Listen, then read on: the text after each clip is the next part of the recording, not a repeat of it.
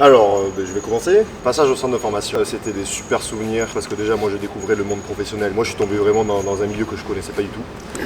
Voilà, et j'en ai des super souvenirs parce que quand on est au centre de formation, on était 10 et on vit dans un espèce de groupe où on est tout le temps ensemble. Et ben moi pour ma part c'est aussi des années qui sont importantes. Je me rappelle de la charge de travail qui était quand même assez intense.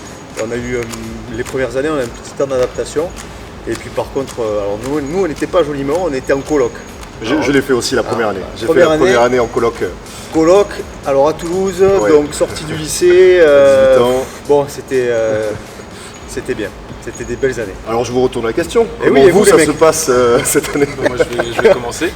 Alors moi je suis un pur Toulousain donc c'est vrai qu'arriver à Toulouse ça n'a rien changé à ma vie. C'était un rythme auquel on était déjà un peu préparé avec le pôle espoir, avec les entraînements tous les jours, etc. Même si au niveau d'intensité c'est quand même un vrai cran au-dessus. Mais après sinon sur la vie de groupe, nous aussi on est logé à Jolimont là avec des appartements tous ensemble. Mais c'est sûr qu'il y a des très très bons souvenirs qui peuvent en ressentir. Pas forcément que sur le terrain normal. Ça fait partie du cursus. De l'apprentissage. Et toi Baptiste alors? Et donc, moi je suis arrivé au centre donc, il y a 2 ans. Et au début, ça a fait un gros changement parce qu'on sortait de l'année Covid. Et n'étant pas au pôle, je ne me suis pas entraîné handballistiquement en tout cas. Depuis, ça faisait 8 mois que j'avais pas fait de hand. Et donc, non, le centre, c'est sûr que super expérience, les voyages, les trajets tous ensemble. Enfin, on est tout le temps ensemble, voire un peu trop de temps en temps.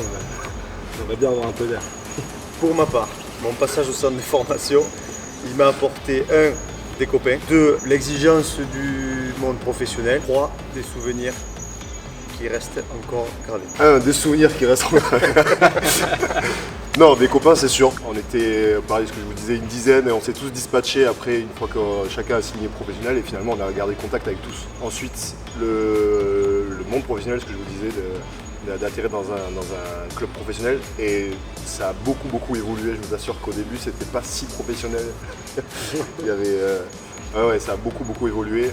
Ça fait vraiment découvrir une vraie immersion dans le monde professionnel en fait, avec des gens qui s'occupent de toi en permanence, à qui tu peux demander d'aide, etc. Et aussi ça te fait grandir dans le sens où tu es obligé de te responsabiliser par rapport à ton double projet sportif et scolaire. Il n'y a pas un moment marquant délicat, c'est plus dans le cursus des 3 ans, tu as des moments où tu n'es pas bien et où tu doutes de ton parcours scolaire. Et après au niveau sportif c'est pareil, il y a des fois où tu sens que tu n'es pas loin d'accrocher le wagon de l'équipe professionnelle et des fois tu as un moment où physiquement ça va pas. Donc, et je trouve que c'est aussi là où on a évolué en tant que club, c'est qu'on a maintenant, je trouve que les jeunes ils sont quand même plus entourés et un peu plus